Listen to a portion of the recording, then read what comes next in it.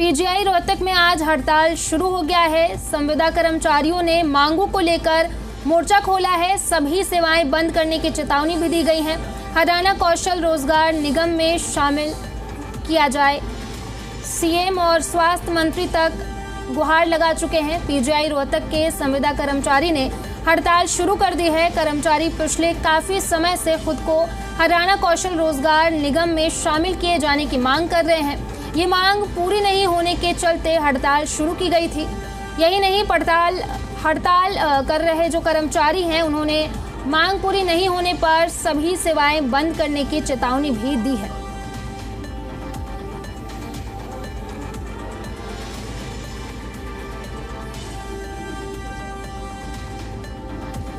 रोहतक से राज टाकिया हमारे संवाददाता जुड़ चुके हैं। राज टाकिया, बताइए क्या है ये पूरा मामला और लोग हड़ताल पर क्यों बैठे हुए हैं फिलहाल?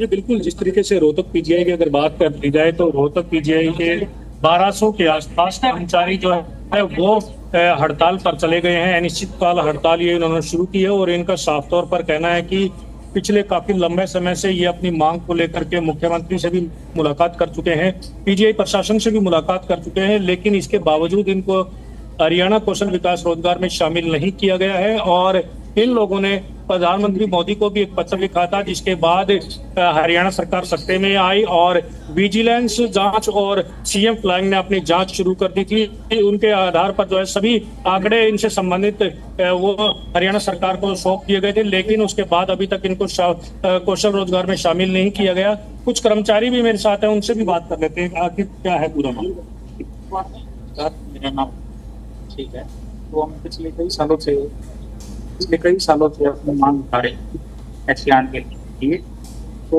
पीजीआई प्रशासन हमारा कोई नहीं सुन रहा है। हम मुख्यमंत्री को भी शिकायत कर चुके हैं, पीएम मोदी को भी शिकायत कर चुके हैं। ये उससे अधिकारी जैसे यहाँ बैठे हुए हैं अभी तक पोस्ट पे, और पीजीआई खुद ये कबूल कर रहा है जी घोटाला है। पीजीआई ने खुद कबूल किया है जिस चीज का घोटाला है भाई। 40 लाख तो 41 लाख 40,000 का सालाना घोटाला अगर एचसीआर में नहीं जाते।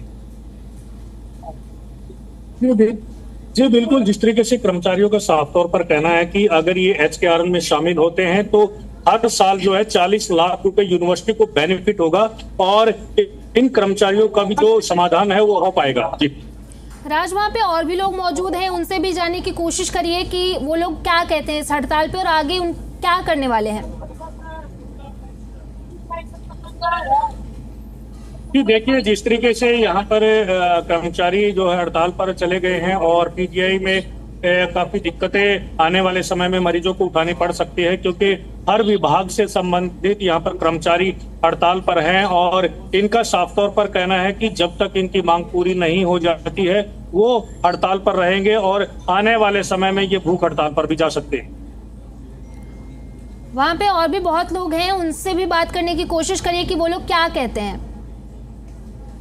बिल्कुल, जिस तरीके से अन्य कर्मचारियों की बात कर ली जाए तो अन्य कर्मचारियों से भी हम बात करने की कोशिश करेंगे कि आखिर और क्या क्या समस्याएं यहाँ पर आने वाली हैं। आप तो लोग चले गए हैं हड़ताल पर, तो ऐसे में मरीजों का हित की तरफ ध्यान रखते हुए क्या आगे कितने की रणनीति तय की गई? इमरजेंसी सेवा चालू है, पेशेंट को ध्यान में रखते हुए पर हमने पिछले काफी दिनों से हम इसके लिए लड़ाई लड़ रहे हैं, हड़तालें कर रहे हैं। तो मरीजों के हित का ध्यान रखा गया है क्या? सर हम बता दिया, हमने इमरजेंसी सेवाएं चालू, जैसे ट्रामा है, कोई भी इमरजेंसी अटेंडेंस है, अल्ट्रासाउंड है, ये भी हमने चालू रखी हुई है। और इमरजेंसी ओपीडी में भी सेवाएं हमने अभी चालू रखी है। बहुत पेशेंट आवाजावी है, इसलिए कई डिपार्टमेंट हमने वो भी चालू रखे। मैडम, जिस तरीके से आए दिन लगभग 10,000 के आसपास ओपीडी यहाँ मरीज इलाज करवाने यहाँ पे आते हैं, तो ऐसे में मरीज पूरे प्रदेश से यहाँ पे आ रहे हैं, क्या आपकी हड़ताल के चलते उनको दिक्कत नहीं होगी?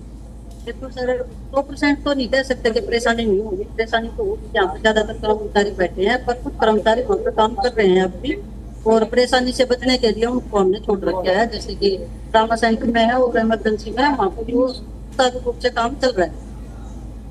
तो हड़ताल आखिर कब तक चलेगी? है निश्चित है सर, अगर काम नहीं हुआ तो हड़ताल जब तक बैठना पड़ेगा, बैठेंगे जब तक हमारे फोन में मैसेज नहीं आएगा। हम भूख हड़ताल करने की सोच रहे हैं, अगर अथॉरिटी ने सुनवाई नहीं करी तो भूख हड़ताल करेंगे। मुख्य क्या मांगे? मुख्य तो ये है कि कारण में हो जाए, हमारी सैलरी ना काटी जाए और 2 साल का बढ़ के हमें पैसा मिलता है वो मिले टाइम पर। बिल्कुल। राज, बहुत बहुत शुक्रिया आपका तमाम जानकारी के लिए।